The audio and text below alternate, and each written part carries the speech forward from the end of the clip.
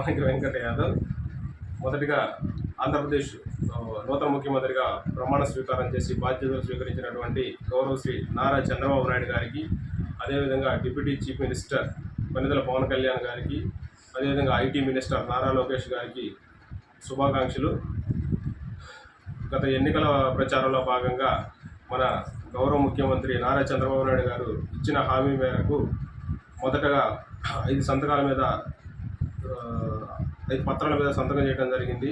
అందులో మొదటిది mega DSC. గత ప్రభుత్వం ఇచ్చినటువంటి 6,000 ఒప్పంద నోటిఫికేషన్ను జీవోను రద్దు చేస్తూ ఈ ప్రభుత్వం కొత్తగా 16,500 పోస్టులు చిల్లరగా మెగా డిఎస్సి ఇచ్చి నిరుద్యోగులకు ఒక శుభవార్త తెలియజేయడం జరిగింది.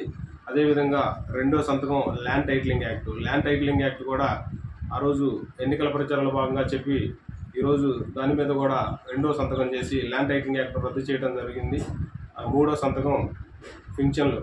మరి అవ్వాతాతలకు కానీ, ఒంటరి మహిళలకు కానీ, వికలాంగులకు కానీ, దివ్యాంగులకు, వృద్ధులకు వీరందరికీ 3,000 ఉన్న పెన్షను 4,000గా ఒకేసారి పెంచడం జరిగింది. అదేవిధంగా దివ్యాంగులకు గత ప్రభుత్వం ఇస్తున్నటువంటి 3,000 పెన్షన్ ఇప్పుడు 6,000గా మన చంద్రబాబు నాయుడు గారు ఒకేసారి 6,000గా పెంచడం నిర్ణయం తీసుకున్నారు.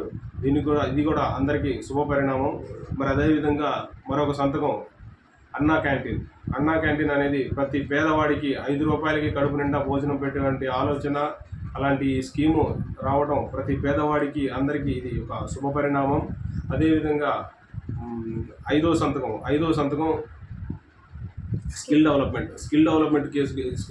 డెవలప్మెంట్ మీద 5వ సంతకం పెట్టేసి మన చంద్రబాబు నాయుడు గారు రాష్ట్రంలో ఉన్న నిరుద్యోగ యువత అందరికీ స్కిల్ డెవలప్మెంట్ మీద నైపుణ్యత ఇచ్చి కొత్తగా వచ్చే పరిశ్రమలకు కానీ, ఐటీ కంపెనీలు కానీ ఇలాంటి వాటిల్లో మన ఆంధ్రప్రదేశ్ నిరుద్యోగ యువతకు అవకాశం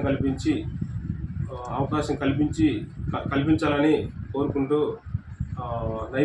స్కిల్ డెవలప్మెంట్ సంతకం కూడా చాలా మంచిదని అనుకుంటున్నాం. మరి అదేవిధంగా మన ఇక్కడ గురజాల ఎమ్మెల్యే గారు తిరుపతి శ్రీనివాసరావు గారు కూడా ఇచ్చినటువంటి 6 హామీలు త్వరలో సూపర్ 6 గురజాల కూడా త్వరలో నెరవేర్చాలని కోరుకుంటూ అందరికీ శుభాకాంక్షలు తెలియజేసుకుంటూ సెలవు తీసుకుంటాం.